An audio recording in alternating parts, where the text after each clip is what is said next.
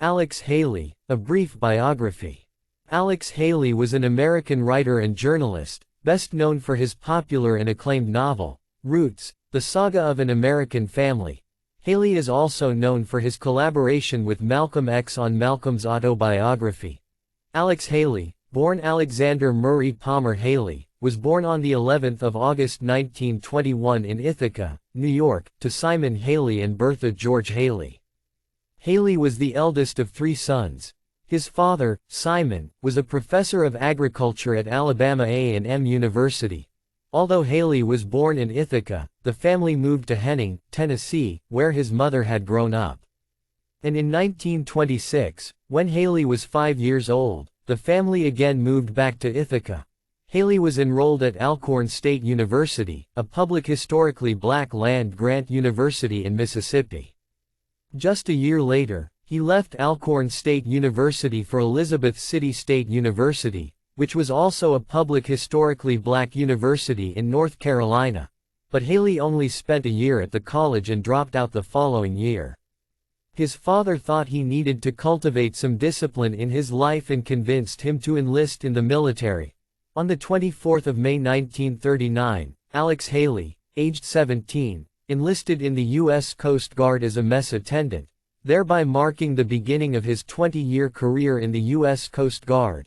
He was later promoted to the rate of Petty Officer 3rd Class in the rating of Steward, which was one of the very few ratings open to African Americans at the time. It was during the Pacific War that Haley began writing stories. In fact, he became so popular for his writing skills among his peers that they often paid him to write love letters to their girlfriends. Life in the Coast Guard was not all that exciting and adventurous, and Haley would later remark that the biggest enemy he and his crew encountered during their long voyages was boredom and not the Japanese. In such an environment, Haley found writing to be the best distraction to keep him occupied, and he consciously began working on his craft. At the end of the Second World War, Haley petitioned the Coast Guard to transfer him to the field of journalism. His petition was granted, and by 1949 he became a petty officer 1st class in the rating of a journalist. Eventually, he became the chief petty officer, a rank he held until he retired from the Coast Guard in 1959. In recognition of his talents as a writer, the rating of chief journalist was solely created for him, thereby making him the first chief journalist in the Coast Guard. His services in the Coast Guard would earn him several awards and recognitions such as American Defense Service Medal, National Defense Service Medal, Coast Guard Good Conduct Medal, Coast Guard Expert Marksmanship Medal, United Nations Service Medal, and several others. In 1959, Alex Haley, aged 37, retired from the U.S. Coast Guard. His time in the Coast Guard had helped him to find the career he wished to pursue after the military, and he decided to become a journalist and a writer. Back from the military now, Haley's experience as a journalist in the Coast Guard helped him to get a position as senior editor for Reader's Digest magazine. In one of his articles for Reader's Digest, he wrote about his brother George's struggle to succeed as one of the first African American students at a law school in the South. But his time at Reader's Digest was short-lived, and he soon became a journalist for Playboy magazine, which was where he conducted his very first interview. Haley's interviews with prominent personalities became a regular and significant feature of the magazine. During the 1960s, Haley interviewed several famous and influential figures of the time such as Miles Davis, Muhammad Ali, Martin Luther King Jr., Malcolm X, Sammy Davis Jr., Quincy Jones, Jim Brown, George Lincoln Rockwell, Johnny Carson, Melvin Belly, etc. In these interviews, Haley brought out the candid and personal side of these personalities, prompting them to share their personal thoughts and opinions on important subject matters of the time such as racism. Miles Davis shared his thoughts and feelings about racism in America, and Muhammad Ali spoke about why he changed his name from Cassius Clay to Muhammad Ali. And his interview with Martin Luther King Jr. was the longest interview King ever granted to any publication. Perhaps his most interesting interview was with American Nazi Party founder George Lincoln Rockwell, who only agreed to do the interview with Haley after receiving assurance that Haley was not Jewish.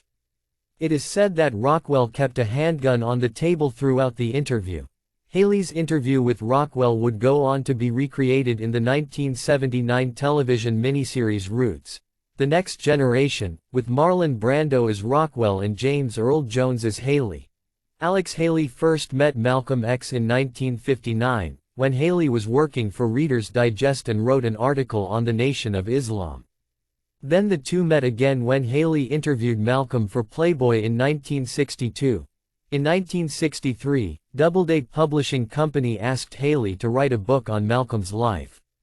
Haley approached Malcolm with the idea of an autobiography, which caught Malcolm by surprise. Uncertain of what to answer, Malcolm asked the leader of the Nation of Islam, Elijah Muhammad, for permission, and Elijah Muhammad agreed. After receiving permission to proceed with the book, Haley and Malcolm began meeting for 2 to 3 hour interview sessions at Haley's studio in Greenwich Village, New York City in early 1963. However, Malcolm was still suspicious and skeptical of Haley, because of his service in the military, his middle-class status, and his Christian beliefs. The initial interviews conducted between the two proved frustrating for Haley due to Malcolm's tendency to speak about Elijah Muhammad and the Nation of Islam, rather than discuss his own life.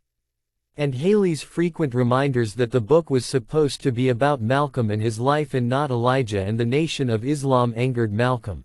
This difficulty was finally overcome when, after several interviews, Haley asked Malcolm about his mother. This question shifted the focus of the interview and compelled Malcolm to recount his life story. The autobiography is based on more than 50 in-depth interviews conducted between 1963 and Malcolm's assassination in 1965. Although Haley came in as the ghostwriter, their collaboration was not all smooth and easy.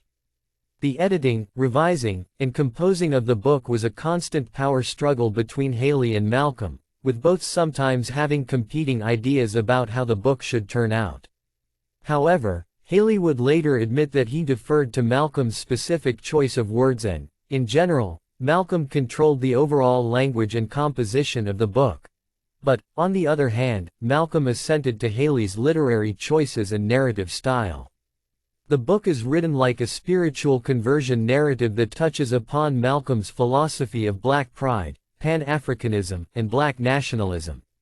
And when Malcolm departed from the Nation of Islam during the period the book was being written, Haley convinced Malcolm to go with a suspense and drama style, rather than rewriting earlier chapters as a polemic against the Nation of Islam that Malcolm had rejected. Although Haley was only thought to be a ghostwriter who wrote the book verbatim as dictated by Malcolm, scholars now regard him as being more than just a ghostwriter. Haley was an essential collaborator who muted his authorial voice to give readers the impression that Malcolm was speaking directly to them. Perhaps it is better to refer to Haley as the co-author of the book, rather than just the ghostwriter. The autobiography was completed and published in October 1965, 9 months after Malcolm was assassinated. The book was well received by critics and readers alike and became an instant bestseller, going on to sell millions of copies. Upon its publication, the New York Times called it a brilliant, painful, and important book. In 1967, historian John William Ward predicted that the book would go on to become a classic among American autobiographies. And in 1998, Time declared it one of the most influential nonfiction books of the 20th century and required reading. Malcolm's autobiography has gone on to influence subsequent generations of readers since its publication, becoming one of the most widely read and influential books among young people of all racial backgrounds during the mid to late 1960s. The massive literary and cultural impact of the book is credited to have had an impact on the development of the Black art movement as well. Malcolm's autobiography was the first book Alex Haley worked on and published. The tremendous success of the book established Haley as a reputable writer, even though the full extent of his contribution to the book was not known yet. In 1973, he wrote his first and only screenplay titled Super Fly TNT, directed by and starring Ron O'Neal. Simultaneously, Haley was also working on a novel based on his family's history going back to the kidnapping of his ancestor from West Africa to be sold into slavery. The novel narrates the story of Kunta Kinte, who was kidnapped in the Gambia in 1767 at the age of 17, chained, and transported to the province of Maryland in America to be sold as a slave. From then on, the novel follows Kinte's life and the lives of his descendants in America down to Haley himself. The research involved in writing the novel was extensive, time-consuming, and complex. Haley went to great lengths to gain as much accurate information as possible regarding his family history. The research for the novel was done over a period of 12 years, with Haley traveling to his ancestral village of Juffer in the Gambia where Kunta Kinte grew up, and listening to a tribal historian, known as a griot, narrate the story of Kinte's capture. Haley also traced the records of the ship, Lord Ligonier, which carried his ancestor to Annapolis in Maryland, America. Haley even visited and stood at the site in Annapolis, where his ancestor arrived in chains 200 years before. Haley would later describe this moment as the most emotional moment of his life. Upon its publication in 1976, the novel became an instant critical and commercial success. Although Haley described the book as a work of fiction, the book was often categorized and sold as a nonfiction work.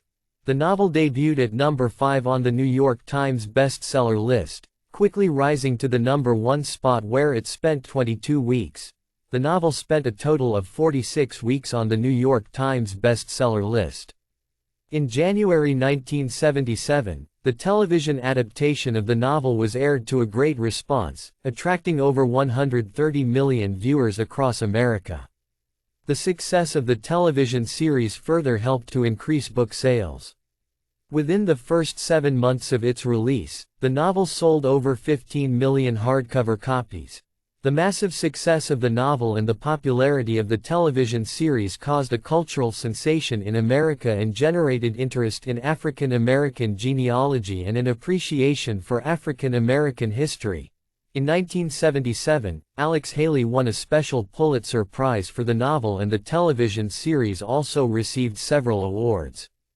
The last 7 chapters of the novel were also adapted into a television miniseries titled Roots: The Next Generation in 1979. Roots was a cultural and publishing sensation in America, shooting Haley up to literary superstardom almost immediately. The novel would go on to influence subsequent generations of writers and is regarded as one of the most important literary works in African American and American literature. Although Haley's novel was a massive success on all fronts, it also received a lot of criticism and attracted a lot of controversies, mainly regarding the accuracy of its genealogy and plagiarism. Haley's research and the details relating to genealogy in the book have been disputed and criticized by genealogists over the years. His sources have also been questioned, with scholars coming to the conclusion that none of the written records in North Carolina and Virginia concur with the novel's story until after the Civil War, thereby indicating that most likely Haley's true genealogy differed from the one described in the novel. Even the griot whom Haley had spoken to in the Gambia was believed to not have been a real griot. Alex Haley also faced 2 lawsuits, one for copyright infringement and the other for plagiarism. The lawsuits were brought on by 2 different writers, Harold Corlander and Margaret Walker. However, Walker's suit was dismissed while Corlander's suit was successful. Corlander's novel, The African, follows an identical story of an African boy who is captured by slave traders and is taken to America as a slave. Haley even admitted to adding some of the passages from Corlander's novel into Roots. The suit was ultimately settled out of court in 1978 with Haley paying Corlander $650,000. Post the publication and success of his first novel, Alex Haley began working on a second historical novel, which was based on another branch of his family traced through his grandmother, Queen, who was the daughter of a white master and his black slave woman. In 1977, Haley was given the Golden Plate Award from the American Academy of Achievement.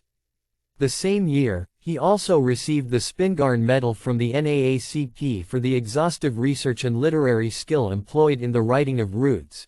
In the early 1980s, he began working with the Walt Disney Company in order to develop an Equatorial Africa pavilion for its Epcot Center theme park. However, although the plan and concept of the pavilion were prepared, the pavilion was never built due to financial and political reasons. Haley was also involved in creating the television drama series Palmerstown, USA in the early 1980s.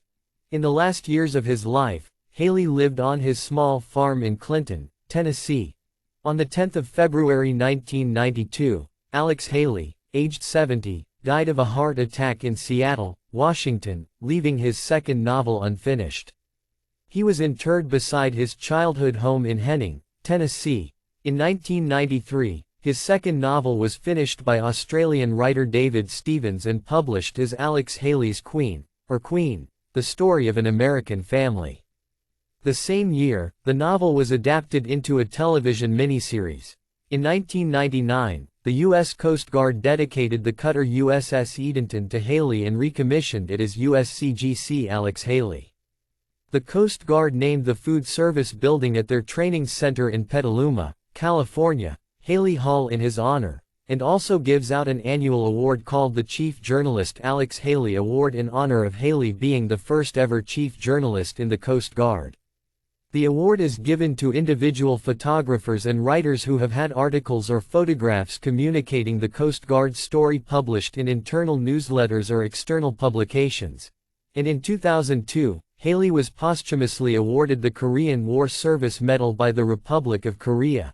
Today, Roots is a classic of African American and American literature, and Alex Haley is widely regarded as one of the most significant and influential American writers, who helped to raise public awareness of African American history.